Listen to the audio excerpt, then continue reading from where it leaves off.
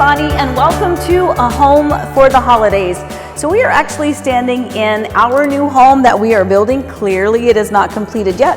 We're going to take you along the journey with us, but we're calling this one a home for the holidays because it is our hope that this home is going to be completed in time for us to enjoy our new home for the holidays. We're going to take you through the whole process, from boxing up our existing home to moving them and unloading and decorating the new home. So think of this as an oral history of the building of our house. A lot of it has already happened, but we're going to take you through that. Within a couple weeks, we'll get you caught up to present day, and we'll take you all the way through when this lady decorates the house for Christmas. Notice, she's doing it, not me. So join us on the journey, and we are so excited to welcome you to A Home for the Holidays.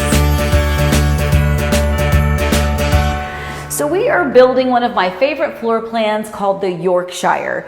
So you've always been obsessed with the Yorkshire. What is it about the Yorkshire that you love so much? So ignore the fact that we currently have a washer and dryer inside the dining room with a builder grade fixture. Don't worry, we are swapping that sucker out. And this actually is not going to be a dining room, it's ultimately going to be my office. But one of the reasons that I've always been drawn to this floor plan and jumped at the opportunity to build one for myself, for our family, is ultimately the layout of the floor plan itself. So, I mean, there's a lot of really perfect options for us was the fact that it has a pet bath. You know, we've got 3 dogs, so having that pet bath in the home is going to be great. Of course, I love the kitchen, but I also love the lanai and the fact that the lanai is a little bit more private and enclosed. There's so many things. The owner's suite on the first floor, the game room, the media room, the pub, all of these fun things and all of the nice bedrooms. The other thing that always drew me to this floor plan is this right here. Up the stairs, we have this loft, which we're going to be using as our game room. And when I say game room, I mean our board game room. We love to do our family night, game night, and we even Skype or Zoom in our children from across the country, and we all play our games together. The kids are all moved out, except for one. Yeah. And so I don't know how much we're going to be upstairs. I don't know. But we'll find out. Also, I got a year ago, I got a new hip. So a lot of this has to do. Thank you. A lot of this has to do with just, as we get older, not having to go upstairs anymore. A lot of people have that. They call and say, I want a 1-story home, or I want something with a master down. That's kind of where we are. I've always loved this floor plan. We had even gone to another community where there was a resale Yorkshire. It was the old model, was back up for sale, and it was really, really overpriced, and it had no backyard at all. But Amy loved that floor plan so much that we thought about it. The Yorkshire has always been one that I have just loved. Can confirm. Can confirm. The truth is, there's another home site that we actually expressed interest in for clients a couple of times. Because it's pretty. Because it is a really pretty lot. And that was, candidly, we had already given up the fact that we weren't going to move. Originally we were all hot and heavy into moving to this other particular community. We had a home site chosen. We were waiting, and it ended up not being in the cards for us. The lot premium just got to the point where it wasn't worth it for us. The lot that we were considering buying was on a beautiful piece of property and just stunning. But originally the lot premium was $100,000, which is a lot. But then it became $150,000. Then it became $200,000. Then it became almost $250,000, and we just weren't going to do that. There was always one particular home site that I've been keeping my eye on. Now, I knew it was already under contract, not a problem, but I was finally wondering why that home had not sold yet, why there was no activity. Long story short, I called the builder, and in the course of that conversation, he said, we're going to release the final home site, which is currently the construction concrete washout site, tomorrow. So in other words, there was going to be one more home site available that would hold my dream home, and so we had to jump on it. However it happened, we got the call. I remember it correctly. And you probably do. The only important part about the memory is that you cried. I did cry. And you're right. So somewhere between your version and my version is probably the truth. But I do remember that. I remember vividly because we got our hopes up. We got excited thinking that we might actually be able to secure this particular home. At the time, it was already under construction, so we didn't have a lot of flexibility with And us. we were driving home to sit down and have the discussion. Yes, that is Should we true. do it? Yes. And then they called back and said, never mind. Yeah, No need to yeah. discuss. So when I heard that it was available and then it wasn't available, the emotions that every homeowner has affected me as well. And candidly, I cried when I found out we couldn't actually have that home.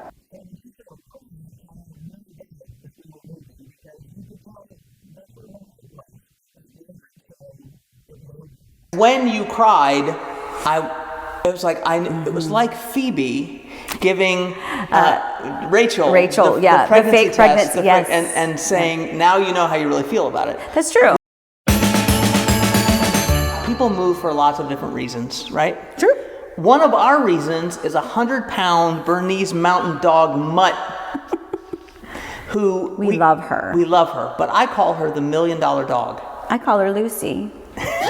As much as I love the current home that we're living in now, we back up to this beautiful pond with the fountain, but our dogs constantly bark because people walk and run and stroll around that pond. Again, it's beautiful, but the dogs drive us nuts. So in addition to all of the other reasons why we're moving, that's a big reason, because I can't tell you how many times we're sitting in the house and it's bark, bark, bark, bark, bark. Yep. And we're just tired of that. And so I started calling her the $1 million dog, because at the end of the day, maybe it's not going to cost us quite $1 million, but it feels that way. And it's a lot of it has to do with the fact that we've got to move for this beautiful dog that I love so much, but who is so annoying. And this is Lucy, our $1 million dog. Tell me why you love the Parker. Oh, the Parker will forever, I'm going to cry. I love that house.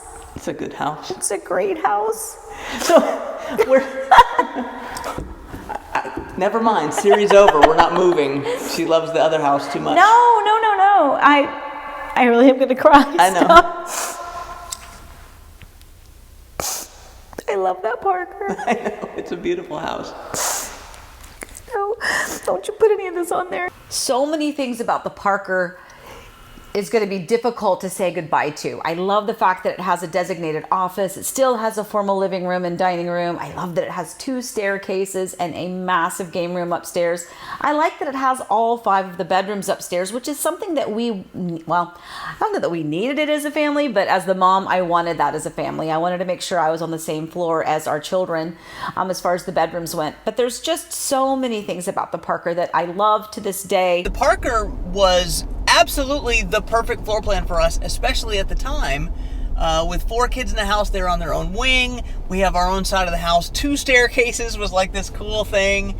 And when I came down to Orlando, I knew as soon as I saw that floor plan in person, it was another one of those situations where the search was over, because I knew as soon as she came down and saw it in person, that was going to be the house that she wanted.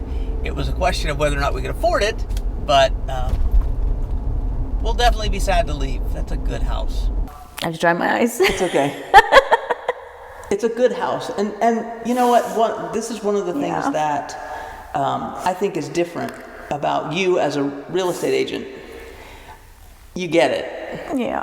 That house is a part of our family. It is. It absolutely is. So we left a home that, I don't remember what the name of the floor plan was in Virginia. Which one? The Lark and Run.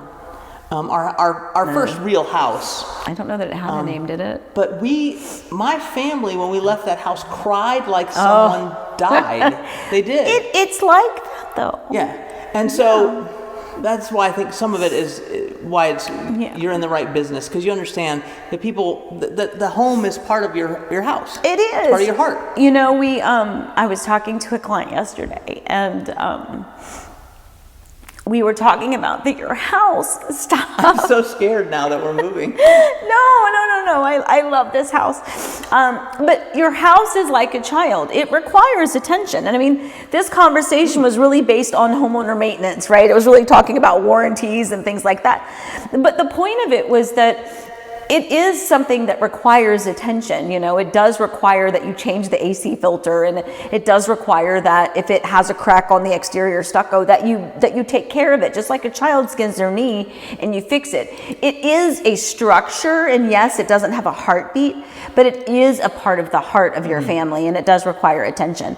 And yeah, I mean, I think the Parker for us, I don't know, it was what I was most excited about moving to Florida for. Yeah, you know what? And it wasn't really about coming to Florida, but coming to that house. It was. So- And it will forever be my home.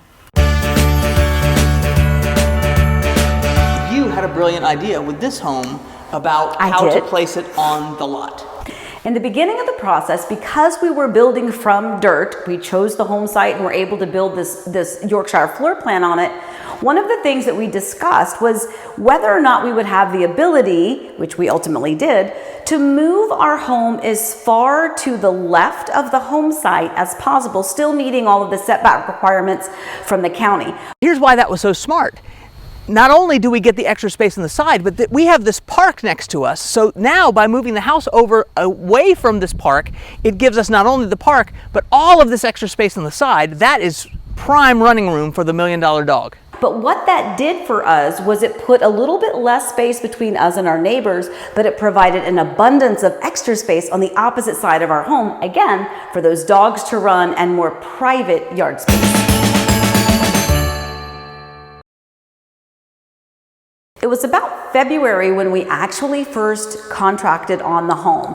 The first time that we signed the paperwork, we chose our structural options, and we started the official process. So February, but then we had about 3 months worth of permitting. That's typical, that's normal. 3 months for the builder to submit everything over to the county and the county to review and approve the permits. From there, things start rolling. You have your pre-construction meeting, and then you start going. You start going through the process. You start to see the foundation. You start to see the home go vertical with the cinder block, and then the framing, and then of course your pre-drywall walkthrough, which we've already done, obviously. And now we are anxiously awaiting an NHO, which stands for New Homeowner Orientation. Typically done about 1 week prior to closing, so we're not there yet. We've still got a couple weeks, but that's really the fun time. The home should be complete 1 week prior to closing, and then about 10 months later from contract to close, we have our brand new home the day before Thanksgiving.